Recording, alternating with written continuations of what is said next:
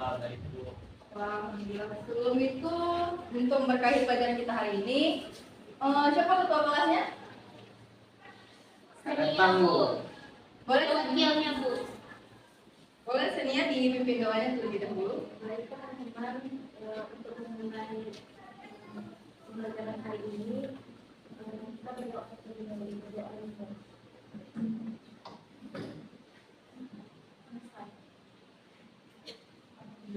Ada yang direkam? Kita berapa orang di sini? 15 orang. Ada yang direkam?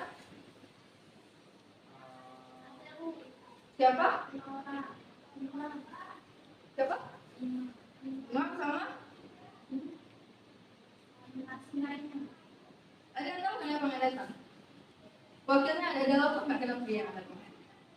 kalau Maya sama Ibu, kalau Ibu mau nggak tahu. Nah, sebelumnya ini karena ibu baru ya, jadi perkenalan terlebih dahulu. Perkenalkan, nama Ibu Rahmatul Tuja. Boleh panggil Ibu Tuja atau Ibu Rahma bisa juga. Nah, di sini Ibu bakal kasih layanan bimbingan klasikal dengan topik kemampuan komunikasi yang baik. Di mana tujuan layanan ini untuk agar anak-anak sekalian bisa memahami bagaimana cara berkomunikasi yang baik dan mampu mengaplikasikannya nanti waktu pas di kehidupan sehari-hari. Nah, selanjutnya ada yang tahu nggak komunikasi itu apa sih? Kalian kan pernah dengar pasti komunikasi. Sebenarnya tahu nggak komunikasi itu sebenarnya apa gitu? Kalian tahu? Baik, kalau begitu kita jelasin. Jadi komunikasi itu adalah interaksi antara dua orang atau lebih dengan proses pertukaran informasi, ide, perasaan, dan pemahaman individu atau kelompok. Nah, sebelumnya di sini Ibu akan kasih satu video tentang tips bagaimana cara kita berkomunikasi dengan baik. Bentar ya.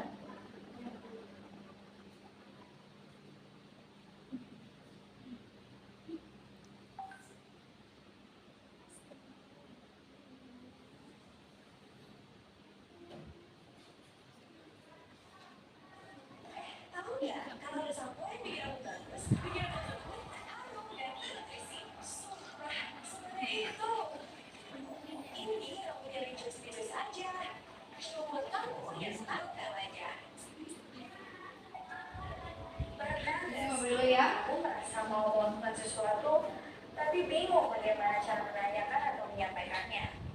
Misalnya mau nolak ajakan teman, tapi nggak tahu cara menolaknya bagaimana.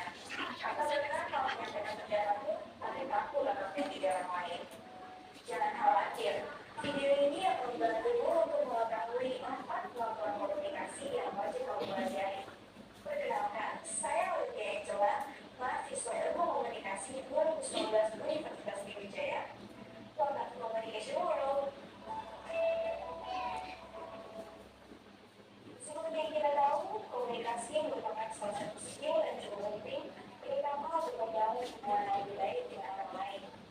Untuk menambah teman, juga biasa saat diajak ngobrol, ataupun untuk menyampaikan pendapat kepada orang lain. Nah, semua itu dapat dilakukan dengan komunikasi yang baik. Maka saya sudah merangkum 4 kemampuan komunikasi yang wajib kamu pelajari agar dapat membuat komunikasi yang lebih efektif. Pertama ada kemampuan mendengarkan. Mendengarkan di sini berarti kamu harus dapat benar-benar fokus dan hadir 100% untuk lawan bicaramu. Caranya dengan berusaha tidak memotong pembicara lawan bicaramu dan cobalah mengulangi apa yang dibicarakan untuk mengkonfirmasi apa yang kamu dengarkan. Dengan begini, kamu lebih peka dengan apa yang kamu komunikasikan dan lawan bicaramu akan merasa diperhatikan. Kemampuan kedua yaitu komunikasi non verbal atau komunikasi dalam bahasa tubuh, seperti nada bicara, postur tubuh, penglihatan, ataupun ekspresi. Komunikasi non verbal ini pun dapat digunakan jika kita tidak dapat menyampaikan pesan kita melalui kata-kata. Ketiga, mengontrol emosi. Apa ada waktunya di mana kamu atau lawan bicaramu sedang di suasana hati yang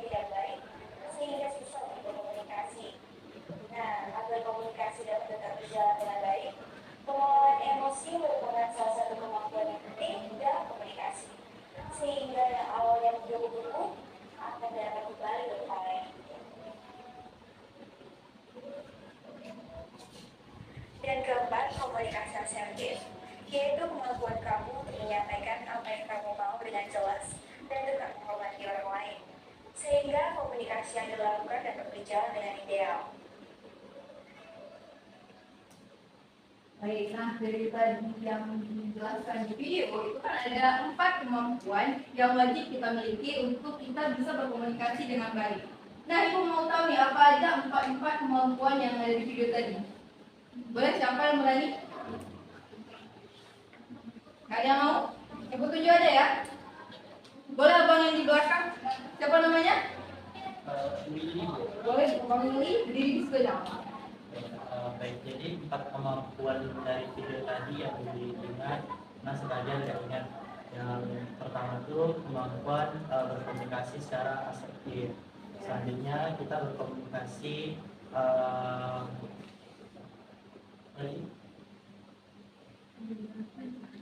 selanjutnya kita menjadi pendengar yang baik. Selanjutnya kita dapat mengendalikan emosi. Selanjutnya yang pertama kita berkomunikasi sesuai dengan apa yang kita ketahui dalam hidup kita. Bagus sekali, kasih apa untuk ingat sekali seperti apa yang tadi Willy sampaikan. Di situ ada 4, yaitu pertama mendengarkan, mengelola emosi, komunikasi nonverbal, dan komunikasi asertif. Nah, selanjutnya Ibu mau kita bagi kelompok.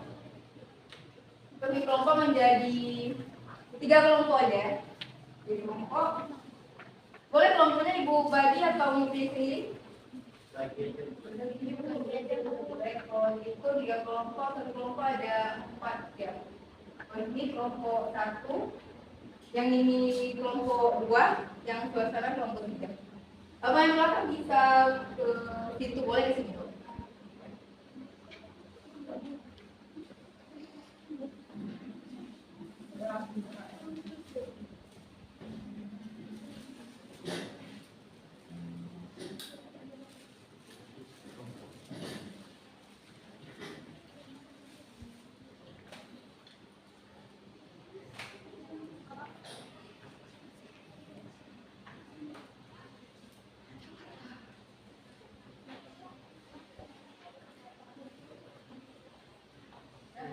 Nah, di sini Ibu bakal bagi lembar kasus yang akan nanti kalian per kelompok analisis.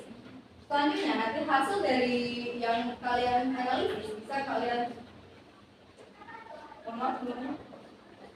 selanjutnya Ibu juga akan kasih LKPD yang mana nanti pertanyaannya bisa kalian isi di bawah sini sesuai dengan instruksi di sini.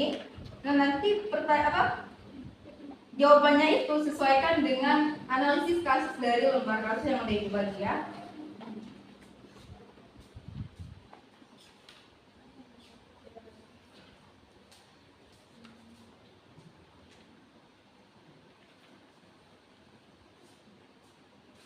Ini boleh langsung dibentuk kelompoknya ya.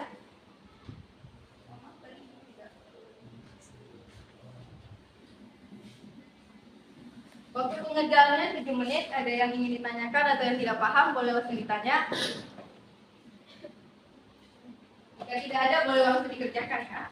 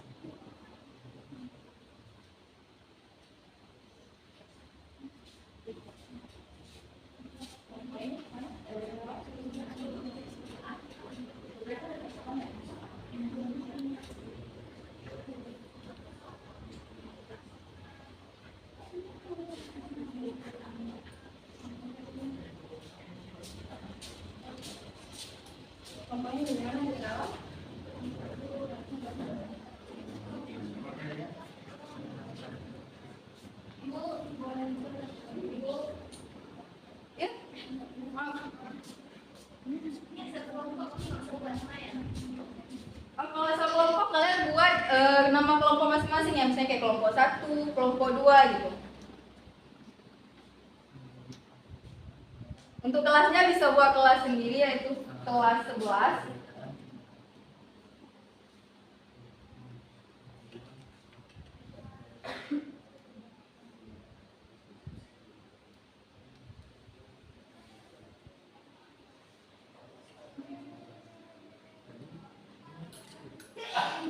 Waktu pengerjaannya tinggal 2 menit lagi ya.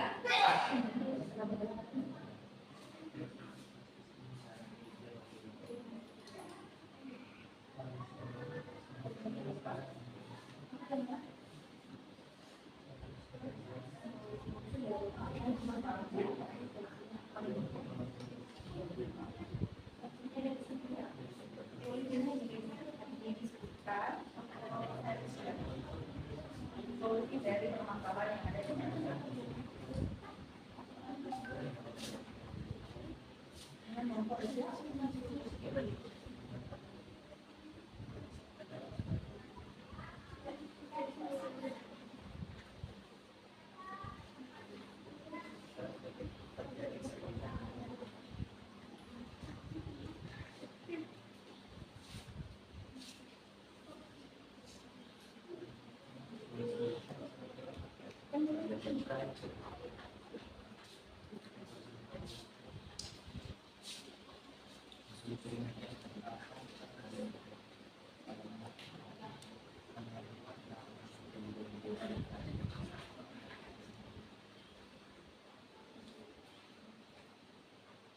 Gimana, dia udah siap?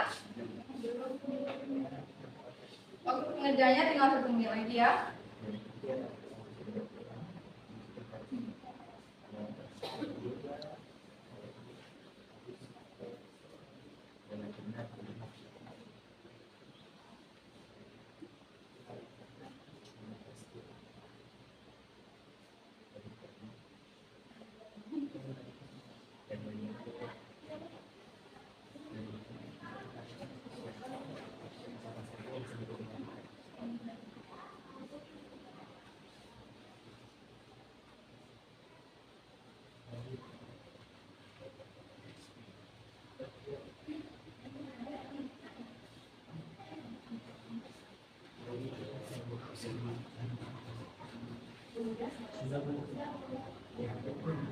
Yang lain apa sudah siap? Baik, kalau sudah, perhatiannya ibu dulu ya. Nah sekarang ibu mau perwakilan satu kelompok buat maju ke depan mempresentasikan hasil diskusi dari kelompok masing-masing. Kelompok siapa yang mau maju duluan? Kalau ada yang mau biar ibu tunjuk. Kalau berikut boleh kelompok 2, silakan. Perwakilan aja. Maju.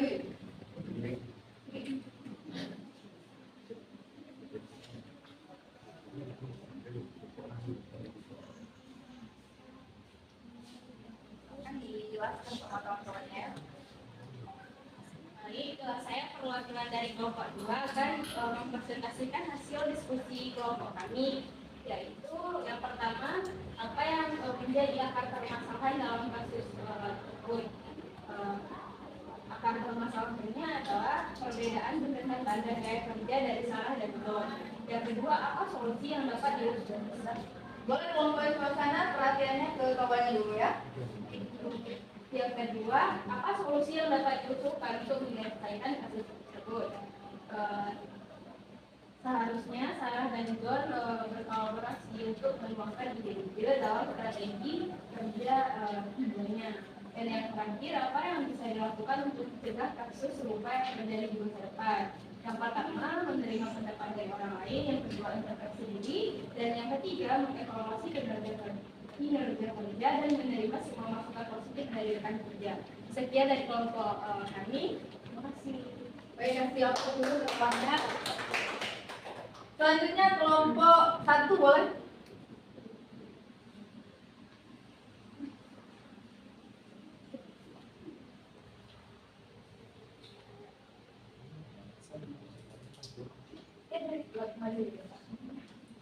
Baiklah, saya keluar perwakilan dari kelompok satu. Perhatiannya kawan-kawan, Ini menjawab pertanyaan. Yang pertama itu apa yang menjadi akar permasalahan dalam kasus ini? Itu terjadinya konflik antara dua rekan kerja. Nah, itu dipacu oleh perdebatan perbedaan pendapat dan gaya kerja keduanya. Yang kedua, apa solusi yang dapat diusulkan untuk menyelesaikan kasus ini? Yaitu solusinya dapat diusulkan dengan berdamai dan saling membangun komunikasi yang baik agar tidak salah paham. Yang ketiga, apa yang bisa dilakukan untuk mencegah kasus serupa kemungkinan? Itu adanya keterbukaan dan saling menjaga komunikasi. baik, tenang semua. Tepuk tangan dulu untuk kawannya. Nah, setelah tadi kita bahas, kita menganalisis kasus, ada yang mengambil kesimpulan nggak tentang kasus tersebut? Kalau nggak ada yang mau, ditunjuk ya. Boleh kakak yang disampaikan? Boleh kak Tia? Kesimpulan dari kasus tadi. Jadi ini kesimpulan dari kasus tadi, adanya dalam dua orang. Jadi tadi ada yang namanya John dan Sarah. Mereka ini bekerja di satu perusahaan yang sama, tetapi mempunyai cara kerja yang berbeda sehingga si keduanya ini terjadilah cekcok dan sehingga putusnya tali komunikasi. Oke, kasih tepuk tangan dulu untuk kawannya. Baik, LKPD-nya boleh dikumpulkan kembali ya.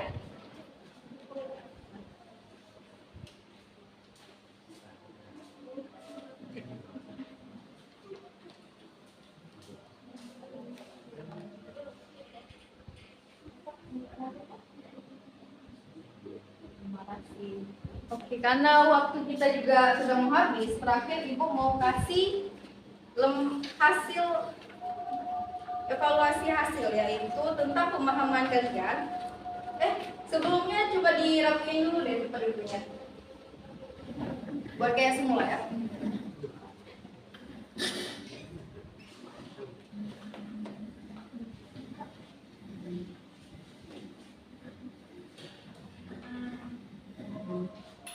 Nah, di sini Ibu bakal kasih lembar evaluasi hasil tentang pemahaman kalian dari materi yang telah tadi Ibu berikan. Waktunya tuh di sini ada nama peserta didik, kalian boleh isi nama kalian, terus ada kelas, di sini isi kelas kalian, terus ada skor. Di sini skornya misalnya contoh pertanyaan itu tentang saya memahami dengan baik tujuan apa yang diharapkan dari topik materi yang disampaikan. Itu kalian seberapa memahaminya, kalian boleh tulis skornya berapa, 1 kah, 2 kah, 3 gitu ya.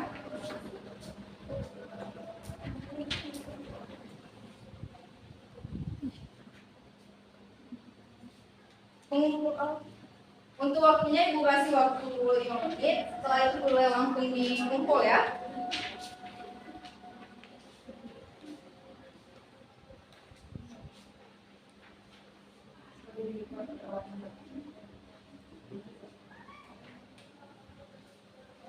Ada yang ingin ditanyakan?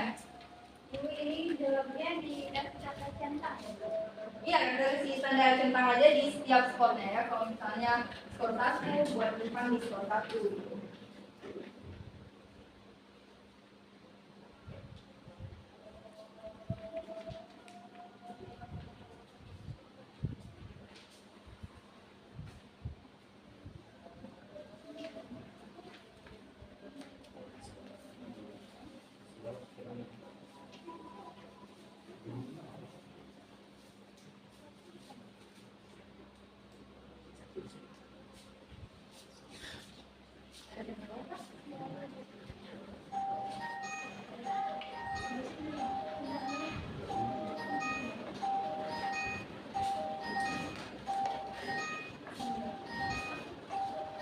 Udah siap?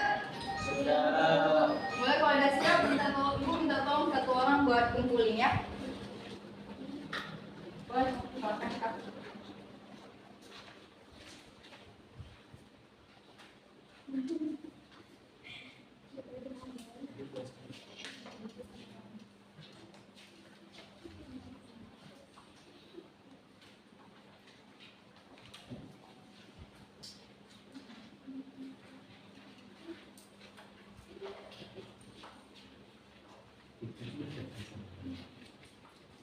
Ya. Baik, karena waktu juga sudah habis, Ibu mau satu orang ya buat simpulin tentang materi kita hari ini. Boleh, silakan. Oke, baik. Jadi menurut Willy, apapun permasalahannya, komunikasi dalam keluarga. Terima kasih. Benar sekali. Dan tepuk tangan. Tidak saja apa yang dikatakan dengan Willy tadi, dengan kita memiliki kemampuan komunikasi yang baik, kita bisa mendapat banyak relasi, dapat banyak kawan, dan bisa disayang guru dan juga orang tua.